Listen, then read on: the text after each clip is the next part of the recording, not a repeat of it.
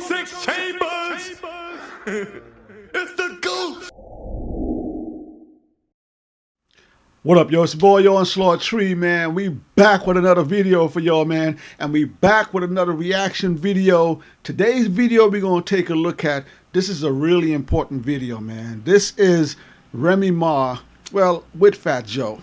But this is Remy Ma telling the story how she first actually met Big Pun. Telling you what happened, how she ended up meeting him, how she ended up even braiding his hair. That's right. She ended up even having to braid his hair to go do a video shoot. I ain't gonna tell y'all who the video shoot was for, but it did involve Fat Joe and another super celebrity, alright? But y'all, listen, man, this video right here, Remy Ma goes into detail talking about how she first met Pana. And it's crazy to me that Remy Ma didn't even know Pun actually more than 1 year. I always thought from when I started seeing her in the videos and I started seeing her with Terror Squad, for some reason I wasn't aware that it was such a short time when she met Pun until Pun passed away. But in any case, man, let's take a look at this. Let's take a look at this video together. This is Remy Ma talking about how she first met late great Big Pun, Pana, Bronx Savior. Let's go. Tell me one of your funniest stories. I tell people all the time, we could have went to jail for Remy. Because you was with us, what? You was 15 to 16. Wow. No, real talk. We supposed to go to jail. How old was you when you got down with us? I was 17. I was 17. 17? Mm-hmm. I was still in high school though. It's so crazy because like everyone doesn't like really know. Like I met Pun because he lived around the corner from my mom. And somebody that he knew somebody that I knew, and they were just talking. The man was filthy rich and millionaire and refused to move out the hood in the Bronx. I was definitely in the hood. Absolutely. I argued with this guy every fucking day of my life. Like, yo, Pun, come to Jersey. He would not move out. Well, that's a good thing because then you wouldn't have met me. But God, so somebody hooked you up with Pun and said you could rap. They told Pun that? Yeah, well, he didn't even really know. The person that was telling Pun that, he didn't really know. I had somebody that I knew and Pun, somebody that knew Pun. I just was walking home from school and they happened to be talking to each other. He's like, yo, what you doing over here? He's like, oh, I'm over here at Pun crib. He like, word, yo, my friend with me, she rap. And he was like, word, let me hear something. I'm like, no. I'm not rapping for you. Get out of here. Like, who are you? Like, no, not rapping for you. He like, all right, I'll take you to Pun crib. You'll rap for Pun? So I'm like, yeah, if I rap for Pun, like, you though? No, I don't know you.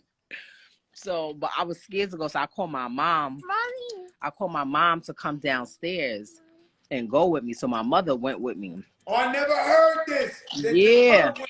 Yeah, I wasn't going to no guy's house by myself with some guy. Like who knows? So I called my mother and I went over there.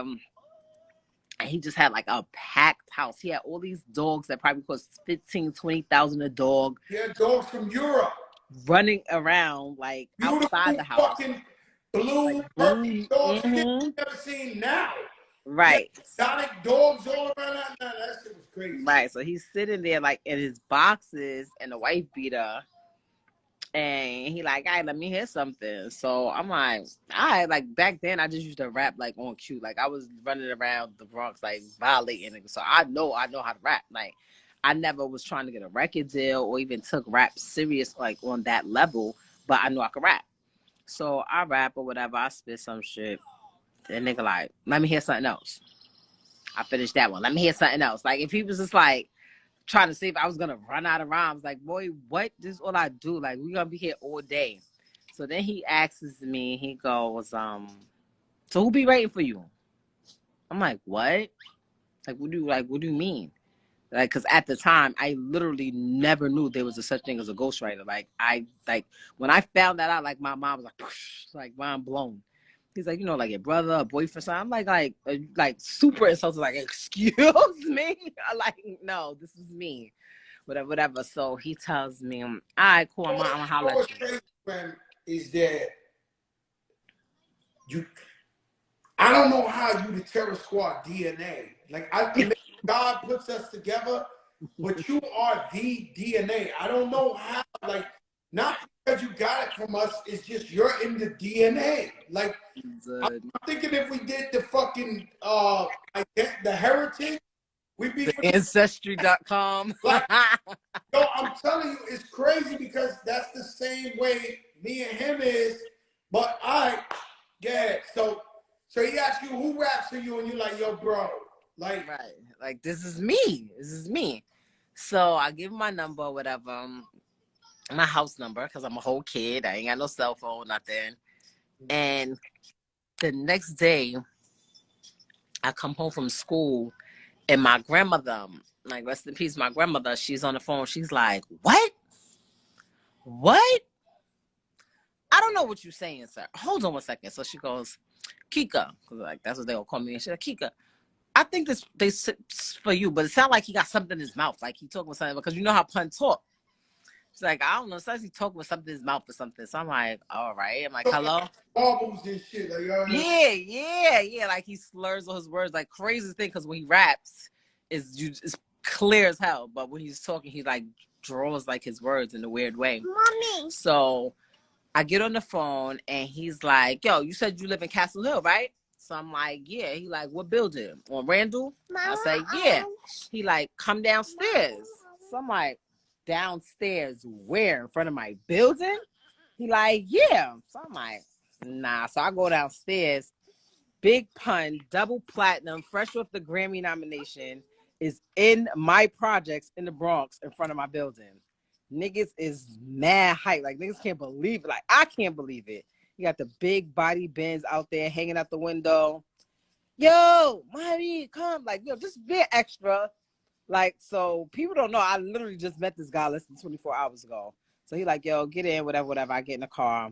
We drive him, and he goes, you know how to braid, right? Of course you know how to braid. All black girls know how to braid. Like, you know how to braid. I'm like, actually, we you all know how to break it. I know how to braid, but lucky for you, because everybody don't know how to braid. So he's like, he wanted these braids in his hair, because actually, this is the first time that I saw you. I don't even know if you remember, because you remember the first time you seeing me being in the studio, but I saw you before that. I remember seeing you in that J-Lo. That J-Lo. He brought me to you had me do his hair because you, him, and J-Lo was shooting that video, and he had wanted me to braid his hair for that. And then after, I like officially met you in the studio, but literally within 24 hours of meeting Pun, like he took me to you and J-Lo video set. And I was just You a girl bugging. in the Bronx, 17 years old, you meet the double platinum Pun, he bring you down, you see J-Lo, Fat Joe. Did you think you made it right there? Was you like, yo, that's it, it's on? No, I was just like, this is crazy. Like, you know what it is? I think I was always popular growing up. So certain things, it wasn't like I was gassed like it is supposed to happen, but it wasn't like I wasn't like starstruck. At that time, my peoples that used to be like trying to get me a record deal when I never even cared about it. Like he had brought me around Swizz, the Locks and them. Like he was just telling me like, yo, she rap, like whatever, whatever. Like it was always somebody else trying to get me into rap more than me. And so I wasn't like super like couldn't believe it, but I couldn't believe it. Like, so when he after that day, he just was calling me every day. Yo, come downstairs, y'all. I'm gonna send my driver to come pick you up. Yo, we going to the studio. Yo, I'm working. I'm watching him work on the Yeah Baby album. I'm watching the producers come in. I'm watching him prank call Michael Jackson's studio because we're filming in Sony Studios, and we hear Michael Jackson has like a whole floor in the building. He keeps prank calling the studio. Like, why are you bothering this man? Same studio. We never saw him, but we always heard the rumor that Michael Jackson was on another floor. So Pun was calling the other floor like prank Non-stop. calling. Prank calling.